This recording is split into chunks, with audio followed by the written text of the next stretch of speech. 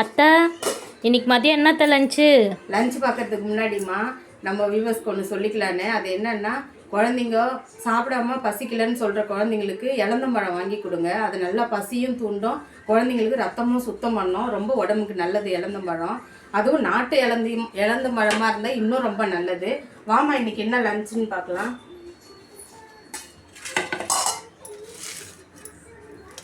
இன்னைக்கு சூடான ரைஸ் தான்.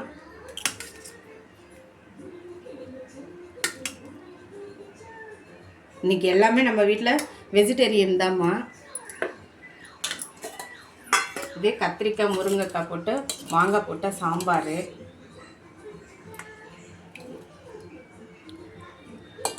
அப்புறம் இந்த உருளைக்கிழங்கு போட்டுமோ நல்ல பொரி குழம்பா வச்சுருக்கோம்.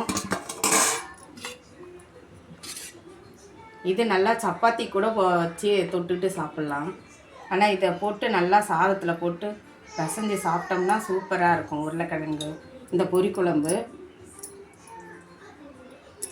அப்புறம் கூட தயிர் இருக்குது.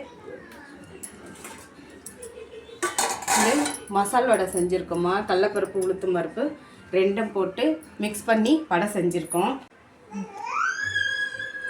இன்றைக்கி சூப்பரான லஞ்ச் ரெடி. எல்லாமே வெஜிடேரியன் தான்.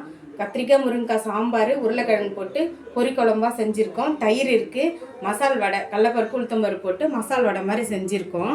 இன்றைக்கி லஞ்ச் ரெடி. வாங்க எல்லோரும் சாப்பிட்லாம்.